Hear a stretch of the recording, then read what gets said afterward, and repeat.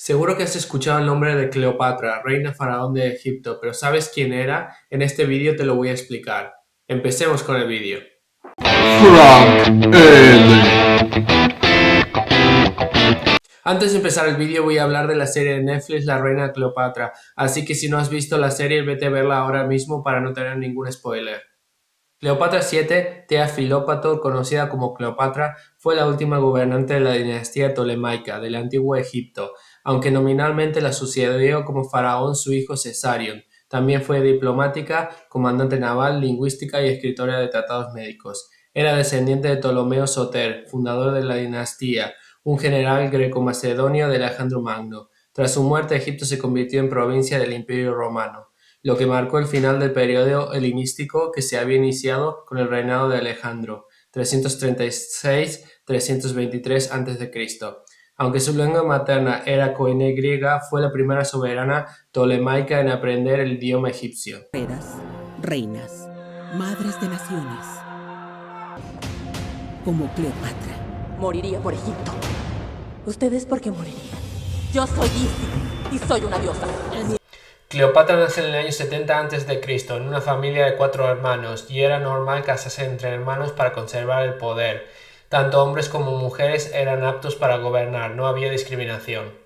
Se casa con Ptolomeo XIII y empiezan los conflictos. Recordemos que era una lucha entre poder. El famoso Julio César empieza a introducirse en este conflicto entre hermanos. Durante la guerra, Ptolomeo XIII muere y Cleopatra se casa con su otro hermano Ptolomeo XIV, a quien siempre tenía bajo control. Recordemos que en este momento todo estaba controlado por el Imperio Romano. Julio César fue un político y militar romano que en el siglo I a.C. puso fin a la República y se convirtió en dictador.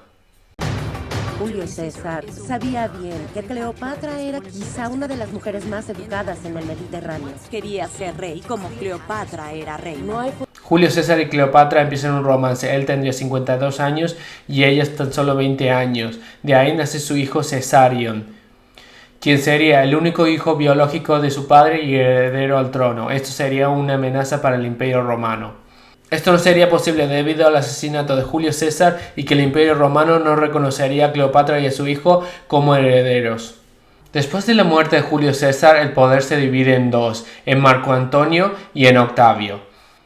Augusto, conocido como César Augusto o Octavio, era el sobrino nieto del emperador Julio César. Marco Antonio fue un militar y político romano en finales de la República. Pues adivinad amigos, Cleopatra mantiene una relación amorosa con Marco Antonio y de ahí nacen sus 3 hijos, 2 niños y una niña. La demonización de Cleopatra era un tema constante en la propaganda del Imperio Romano. ¿Qué usaba esas relaciones en Marco Antonio para protegerse a sí misma y a su país? No habría Roma sin Egipto. Cleopatra quería salvar al país que tanto amaba de la destrucción. Fin de Cleopatra y Marco Antonio. La aventura política y amorosa del general romano y la reina egipcia llegó a su término en el año 30 a.C. Atrapados por Octavio en Alejandría, ambos prefirieron el suicidio a la rendición. Cleopatra era reina ptolomeica. El primer Ptolomeo fue un general de Alejandro Magno. Es posible que fuera egipcia. Yo imagino que tenía cabello rizado como el mío y un color de piel parecido. Y recuerdo claramente que ella me dijo, Shelly, no me importa que te digan en la escuela, Cleopatra era negra. Cesarion, el hijo de Cleopatra y Julio César, fue asesinado por Octavio, pues era una gran amenaza para el Imperio Romano. Los hijos de Cleopatra y Marco Antonio fueron prisioneros. Octavio celebró su victoria con un desfile. Se les hizo desfilar por las calles de Roma.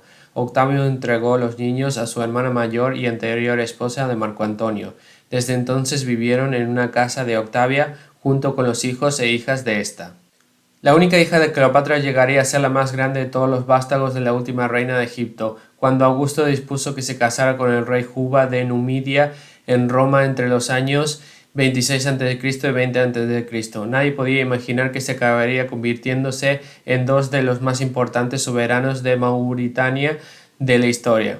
Cleopatra Selene fue por lo tanto la única superviviente de la dinastía tolemaica. En su nueva capital cultivó la memoria de su madre, construyendo monumentos y templos en su honor.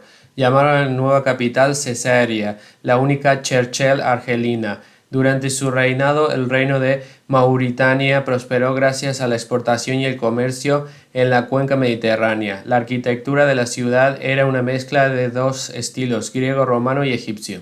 Cleopatra, la reina faraona, enamoró a dos líderes políticos de Roma y su dinastía continuó a través de su hija, Cleopatra Selene. Si te ha gustado el vídeo, suscríbete, dale like, sígueme en todas mis redes sociales y nos vemos en el próximo vídeo.